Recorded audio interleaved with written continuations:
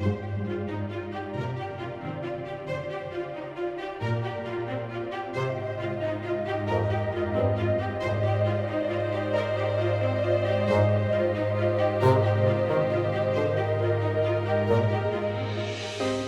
everyone, welcome to episode 3 of What Makes This Game Awesome.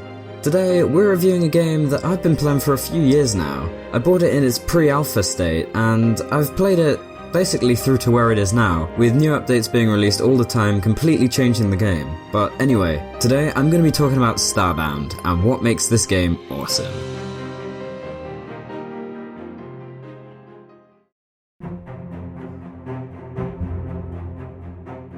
Okay, so I'm going to try and go a bit more in depth in this section, and there's a lot of stuff to cover, so let's get started. Starbound feels pretty similar to Terraria at first, a 2D building game where you collect materials to craft armor and stuff, but this game is so much bigger and better than Terraria. The main reason for this is because of the spaceships. They let you travel to other planets, basically. This is an awesome feature. It makes the game massive. Allow me to demonstrate how huge this game is. In a game like Terraria, you'll mine most of the ore in the world and run out, and then you'll have to scrounge for the last remaining materials. In Starbound though, there is literally infinite materials and places to explore. Here you can see I'm orbiting a planet, and there are 3 to 4 landable places around the planet. Now, there are 8 of these planets in each galaxy, and there are literally unlimited galaxies. It's procedurally generated. So if you get bored of a world, you can literally just fly across the universe to a different planet and explore that one instead. The random generation system works amazing in this game, and each planet can contain generated structures ranging from tiny little buildings to huge populated cities, and it really does make the game and the species feel alive and real, giving you plenty of reason to cross the galaxies. It really makes it feel like there's a community where the races try and work together or hate each other, and it does add a lot of depth to the game. Even this isn't really a good enough example of how open and free and massive this game feels, but it should at least kind of put it in perspective.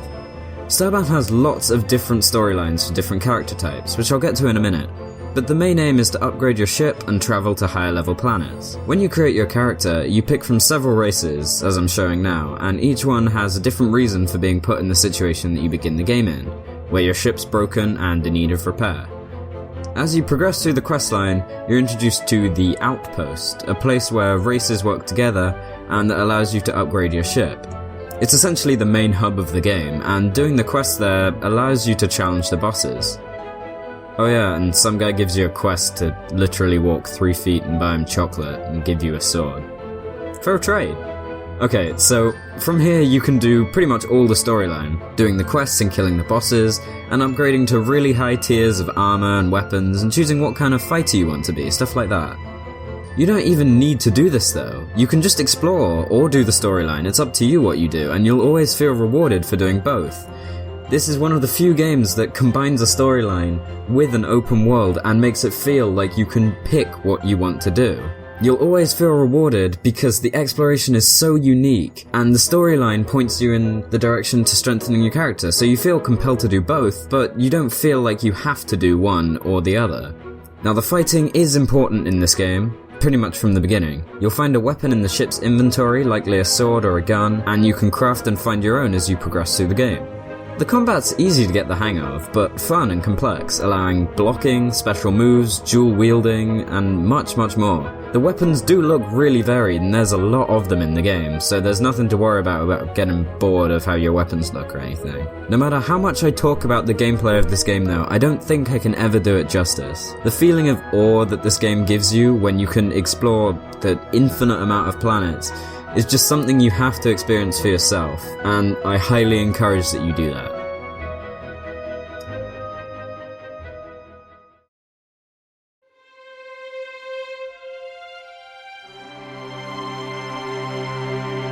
Oh look, another pixel graphics game. I guess a lot of good games just have pixel graphics. But seriously, Starbound has fairly pixelated graphics, at least for the characters, while the items and most visual aspects of the game also do have this pixelated style of graphics. The backgrounds are really varied, with a different one for each planet type, and some awesome parallax to see that really adds extra depth to what is, in essence, still a 2D game. It also has a really intricate lighting system.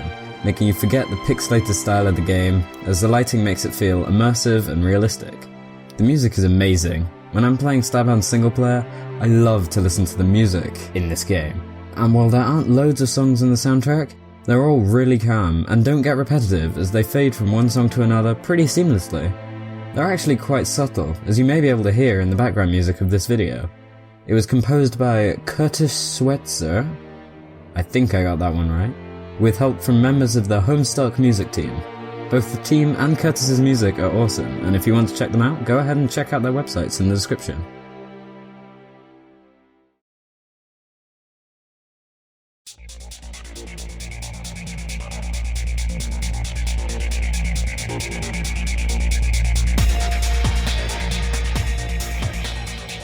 Again, so if you didn't just see, there are spoilers in this section of the video, so if you don't want the first boss spoiled for you, I'd recommend skipping to the time shown at the moment on screen. So anyway, as I just said, I'm only going to be talking about the first boss in this part of the video, because honestly, it's the only one I've fought. It is hard to progress quickly in this game, and there's so much content in this game, I'd feel bad showing and spoiling all the bosses in a rushed way in this video. So anyway, the first fight is fought because you need to collect Arceus crystals to allow your ship to cross galaxies. This is really the only boss you need to kill to fully enjoy the game, but you can still do all the others for more of a sense of achievement. So to get to the boss, you have to find your way through this huge complex, which, just for the record, looks and sounds awesome. It's pretty difficult at my level in single player, but with 2 it's actually pretty easy. After you make it through the base, you'll find a pink crystal in a large room, and this is the boss. Honestly, it's really easy, especially with 2 or more players, and it feels like it was made easier in some of the new updates. But I can give this a pass as it's pretty much a mandatory boss and necessary to fully enjoy the game, so it shouldn't be too hard to access this important content. You basically have to dodge the pink lasers and pull the levers, powering the computer that can allow the crystal to be hurt. Then you just have to wail on it, rinse and repeat this 3 times, and you're done. Quite an easy fight, right? But honestly, I'd say this isn't an accurate representation of how the game should be played, as it's the first and easiest boss, and in my opinion, the bosses are less of the main focus of the game to me, and more of a really cool addition. However, at this stage in the game, the first boss is quite easy, and while the game does get more difficult towards the end, it does hold your hand a bit at this point.